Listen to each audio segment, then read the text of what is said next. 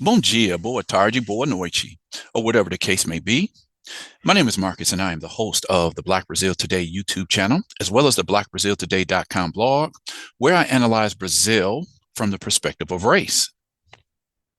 So today I want to talk about something that one of my favorite podcast hosts in Brazil, what he said in an interview. Whenever I come across a video or an article, that kind of reinforces things that I've already said, that's something that I want to highlight. Uh, I the format on my video, it's always been a situation where, I share my opinion on whatever the topic is, but I also want to see what a Black Brazilian has to say on the topic. So today I'm talking about a historian named Thiago Andre. I've known about Thiago for a couple of years now, I guess.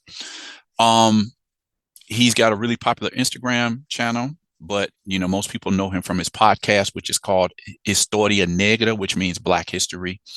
Thiago Andre is from a new generation of Black Brazilians who are they're sharing a type of Black history from the Brazilian perspective, as well as what goes on with Black people around the world, that Black Brazilians have been denied for decades. I remember my first experiences in Brazil, the people that I would meet, they knew very little about, they might have heard of people like Martin Luther King or Malcolm X or Rosa Parks, Black Panthers. They may have heard about things like that, but they didn't really have an education about it. And on top of that, they didn't really know the Black historical figures in Brazil. So it almost seemed like Black Brazilians seemed to know more about international Black figures rather than their own, Black Brazilian leaders. With the oncome of the internet, that has changed incredibly. I've always said, it seems to me that the oncome of the internet has brought Black Brazilians in terms of their consciousness of Black issues or Black politics or whatever. The internet has done more for them in 10 or 15 years than, say, the last 50 years before that. The internet has brought them to a position where this education, this knowledge is getting to the masses. When I first started going to Brazil, not many people had access to the internet. I'm talking about the early 2000s, but as the years went on, more and more people, even if they didn't have a computer in home, they were able to access the internet on a cell phone or on a tablet or something. So the work of people like Thiago Andre has been vitally important for we'll just say the importance of Black consciousness in Brazil, because they're able to get their message out to so many more people than what was possible, say in the 90s, for example. Okay. So today I want to talk about something that Thiago said in an interview. He said, "I only began to see myself as Black after seeing clear racial division in Brazil's southern region." This is what Thiago Andre said. Okay. So this reinforces something that I've been saying for a number of years as how Brazil presents itself and how it really is. So before I get into the video for today, definitely like this video, share this video. Consider subscribing to the channel and clicking on the notification bell so you'll be alerted when I put up new videos. So let's get directly into what Thiago Andre has, what he was talking about in his interview. So the information that I have today comes courtesy of the Folha de Sao Paulo newspaper. It's Brazil's top newspaper, something equivalent to like a New York Times, the Cochicho website, and the Provoca YouTube channel. These are some of the sources where I got some of today's information. So I want to go through the connection between what Thiago was talking about, along with the narrative that Brazil has no racial segregation. I still will affirm that I don't have any type of evidence that said Brazil ever had any legalized segregation by law. The Blacks here, whites there, whatever. You didn't see this mandated by law, but what I will say is that social segregation has always existed in Brazil. It's like, even though it's not by law, socially, there were times in Brazil where people were expected to follow the social norm. Well, Blacks don't come here. Blacks are not allowed to walk on these types of streets. Blacks are not allowed to come into these neighborhoods. No, it's not written by law, but the way police and residents of certain areas would react. It was almost the same thing.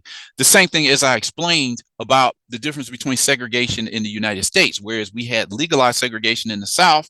In the North, it wasn't legal segregation, but there were other ways that people kept themselves segregated and kept the people they didn't want in certain neighborhoods. There were ways that they used to enforce the same pattern, even without laws. So Brazil never had racial segregation by law.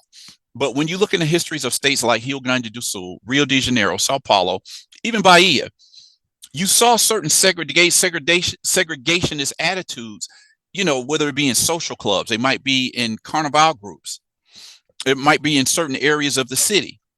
You see this sprinkled throughout the country, and everybody has a different story about, how racial segregation works in Brazil. Then we had the racial democracy myth, the idea for decades that Brazil presented itself as a racial democracy where there were no racial problems. That has been debunked thoroughly. As other historians, sociologists have said, Brazil didn't need laws to accomplish a racial hierarchy. This is something that was presented in one of my last videos where a historian talked about this. Different from South Africa and the United States in the South, Brazil didn't need those segregationist laws. They managed to keep Black people, quote unquote, in their place without having to resort to the law. This lack of official segregation laws deceived many Black Brazilians into believing, well, no, racism is a thing in the United States and South Africa. We don't have that problem here. Until they pulled back the curtain and took a closer look. Like Brazil's racism, racial segregation, racial hierarchy may not be completely visible unless you look in a certain way. If you're looking for legalized segregation, then you'll think Brazil is free from racism. Then when you look at a closer look, like, wow, they practice a different type of racism, but it's still there. And it's almost, in some ways, it's even more effective than the racism you find in the United States. Then Thiago Andre he's the host of the Historia Preta, the Black History podcast, and the importance of the new generation of Afro-Brazilians who are presenting this history to Black Brazilians who've always been denied this history. It's waking up the entire country. So first I want to talk about a little bit of Thiago Andre, this guy right here. What he talked about, a little bit about his background. He said in one website, the Cochicho website, it says, I was born in Nova Iguaçu. That's in the state of Rio de Janeiro. And in 2012, I moved to the city of Rio Grande, which is located in the state of Rio Grande do Sul in Brazil South, for work reasons. This move was very important for me to just rediscover my Blackness. I talk about this in the first episode of Historia Preta. In Rio Grande do Sul, I perceived myself as a Black person because of the very obvious social and racial divide. I came across a very combative Black militancy and discovered the history of my ancestors through academia and coexisting with other Black students. One important thing that he pointed out here, there were very important Black history, Black rights organizations that got their starts in the late 60s and early 70s in Rio Grande do Sul. The Black Consciousness Day, Black Consciousness Week, Black Consciousness Month comes out of the Grupo Palmares, which was a group of Black university students in the early 70s in the state of Rio Grande do Sul. And that became a national thing based on this group. Always have to point out that Brazil has 3 states in its southern region, and 80% of the population in those states are considered themselves as white. So the southern part of Brazil is usually seen as like the European area. It's like the European section of Brazil, European colonization in Latin America, in Brazil South. Okay, you have a smaller Black and brown population in those 3 states of Rio Grande do Sul, Santa Catarina, and Paraná. Okay, so he moves from Rio de Janeiro that has a very large Black population, the state of Rio. Then you move to Rio Grande do Sul that has a very small Black population. If I'm not mistaken, Blacks and browns in the state of Rio Grande do Sul make up about 15 to 20% of the population in that state. Another picture of Thiago here. So this is an interview I took from the Provoca YouTube channel. I'm going to just overdub what he had to say in the interview.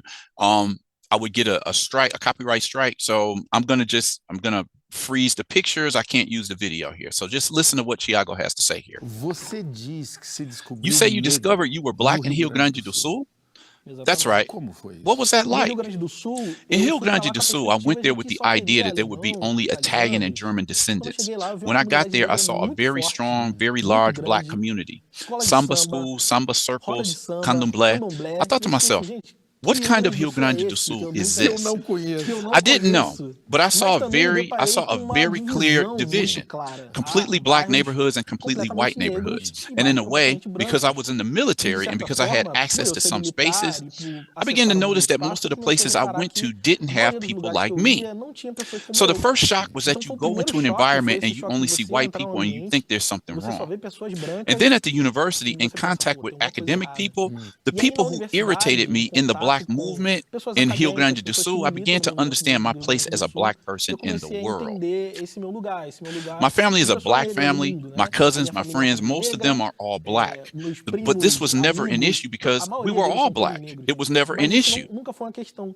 Pelo fato de todos nós sermos negros, nunca foi uma questão. But then the Mas aí contrast, o this clash contraste, of esse embate, differences, a ends up diferença acaba awakening us despertando a to a new gente world. para um mundo That's what novo, né? happened to Foi o que me. aconteceu comigo. So Thiago said a lot of stuff. He brought a lot to this really short clip. He talked about the idea. When I first started studying Brazil, I came to understand that in the southern states, you're not supposed to find a whole lot with Black culture, right? Because these are mainly European areas where tens of thousands of Italian and German immigrants came to the south of Brazil. It was like after slavery ended in Brazil in 1888, Brazilian elites wanted to whiten the country. So the first thing they needed to do was open its borders to immigrants from mostly Western Europe. They didn't want Black immigrants. That's something else I have to talk about. They closed its gates to any African immigration. So Brazil imported 4 to 5 million enslaved Africans to do all the labor in the country up until 1888 when they abolished slavery. And towards the end of that 19th century, they started opening its doors to European immigration because they wanted to whiten the country, not only by enforcing the idea of everybody should mix. They wanted to mix Black and brown people out of the population through interracial marriage. After generations, 3 to 4 generations, they would hope that families would become white, but also numerically. It's been argued that 4 to 5 million enslaved Africans entered Brazil during the slave period. And then following that, between like 1870 and 1940, they brought in 4 million European immigrants, mostly from Italy, some from Germany. You had still Portuguese immigration. You had people coming over from Spain. You had some people coming over from Poland. So those 3 states in southern Brazil represented this European region. So when people hear about Rio Grande do Sul, they expect to go there and not find any Black people. There's been articles that's written like, why are Black Brazilians made invisible in the 3 states of the South? It's like you don't see any monuments to Black people. You don't see any representation. You don't see paintings. It's like they wanted people to believe that those 3 states didn't have any Black people. So this is what Thiago was saying. He went there, and even though the Black brown population is smaller in that state, he found a vibrant Black culture. It's like he saw people doing samba circles, the roda de samba. He saw people practicing the candomblé religion. He saw the samba schools. These are all important facets of Black culture in Brazil. And he found this in Rio Grande do Sul. And perhaps because the population of Black and brown is so small in that state, maybe it's that it gave them reason to have an even stronger resistance with the Black cultural elements in those states. Okay. So that's what he said in that particular interview. And another picture of Thiago here. Then this is taken from an article in Folha de Sao Paulo, and he continues talking about this. He says, going to Rio Grande do Sul was also important for my connection with my own Blackness. I'm a light-skinned Black person. Despite being the son of 2 Black people, only one of whom is light-skinned, and being a Black person, it was never a question of where I came from because most people are like me. So this is what he's saying. In that region of Rio de Janeiro, the Baixada Fluminense, what is called, there's Black people everywhere. So then you take him out of that area and put him in Rio Grande do Sul, where, 80-85% of the population considers itself white. And now he becomes a minority, an extreme minority. Like he's walking in neighborhoods where he doesn't see people that necessarily look like him. Then he says he sees clearly Black neighborhoods, clearly white neighborhoods. So similar to other Black Brazilians who have talked about this, they never saw themselves as just being Black. They never saw this idea of segregation until they go into areas where they find that most of the population is white. When Black Brazilians started going into the university, they were finding all white areas, the faculty, the university, the professors. When they started getting certain jobs, they say, wow, we're brought up to believe that we're all equal. I grew up in an area where it's mostly Black, but you have poor whites here too. And then they're getting slapped with this reality. He goes to Rio Grande do Sul and he finds like, wow, this is different from where I came from. It's like in the areas I go, I don't see other people that look like me. So it's almost, a lot of people have said this, for Black Brazilians to realize this type of Brazilian racism, and sometimes it's necessary for them to experience this. A lot of people say Black Brazilians will have a different mentality if they were brought up in a segregationist, like Southern type discriminatory background like you had in the U.S. South.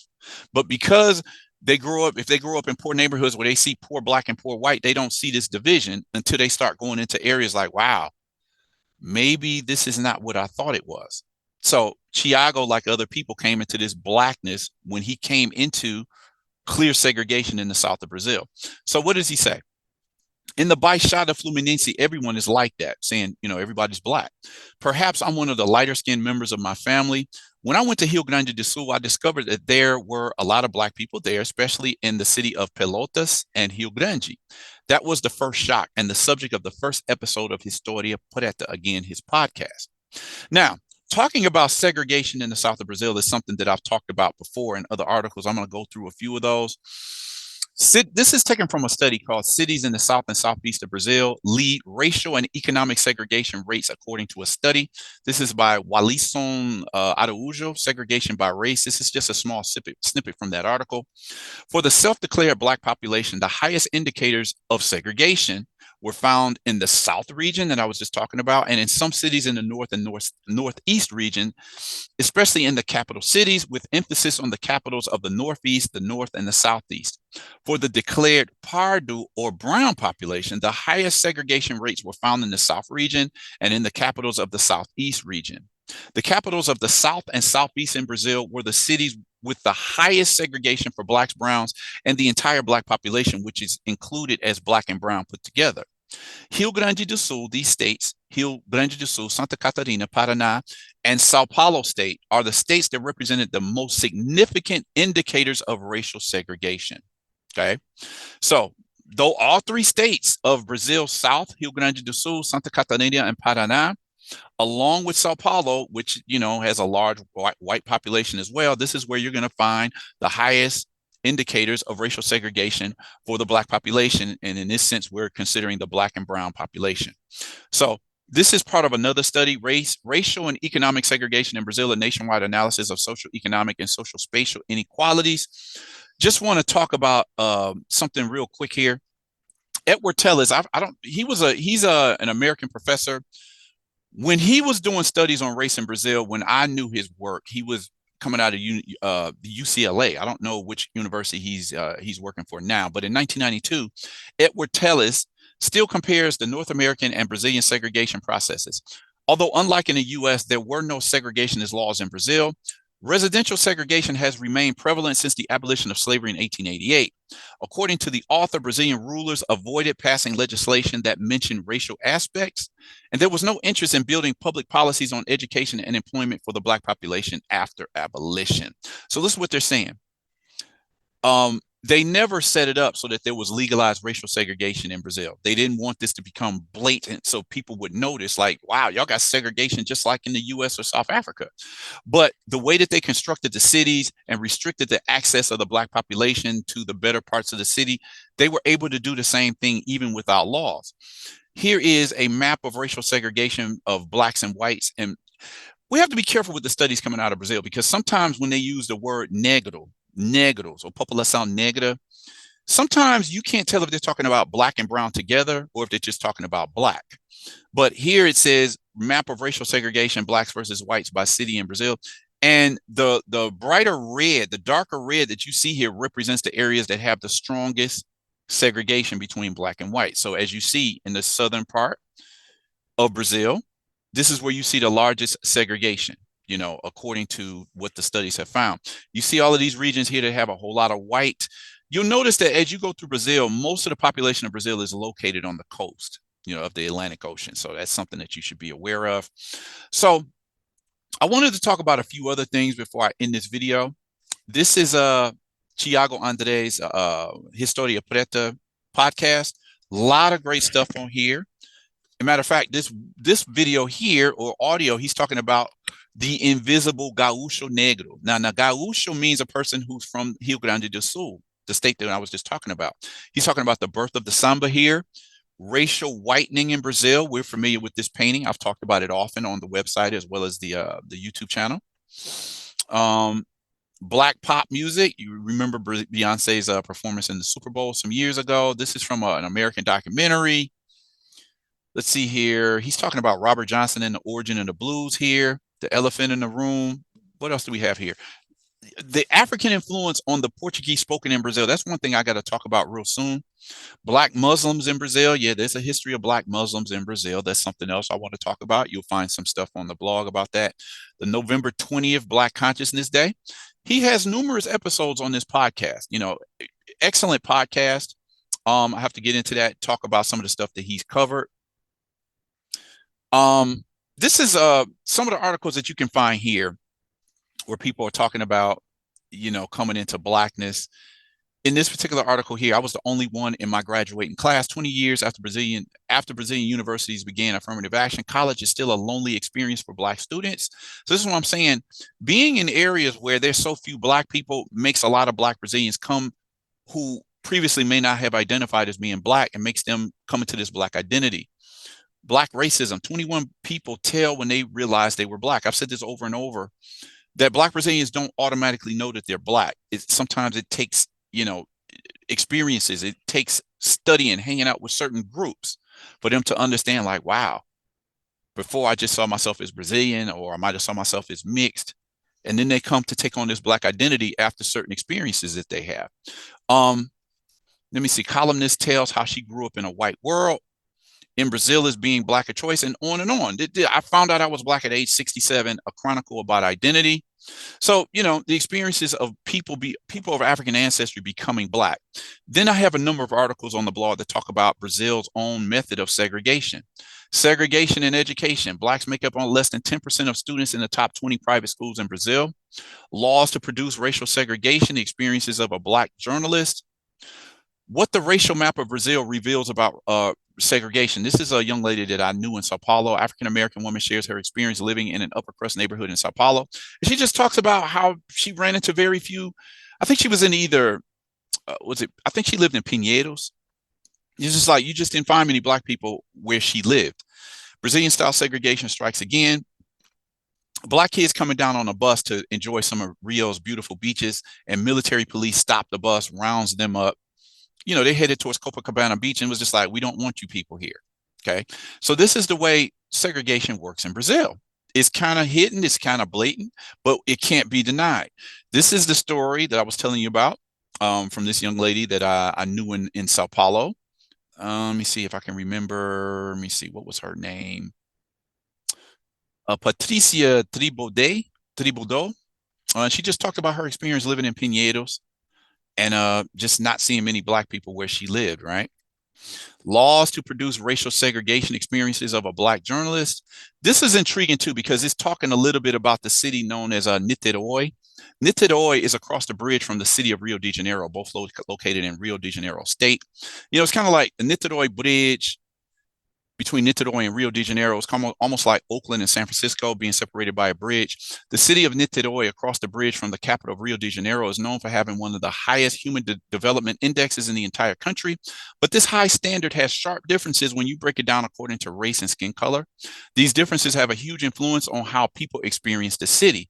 It's not as simple as looking for signs of legal segregation, but rather understanding resources and who has access to what, right? Let me see. Sociologist Danilo França confirms when he says this is a segregative policy, since it aims to restrict the circulation of specific groups in certain spaces of the city. And in Brazil, we know who those certain groups are. Okay. City of Niterói, located in the state of Rio de Janeiro. Laws to produce racial segregation. Okay.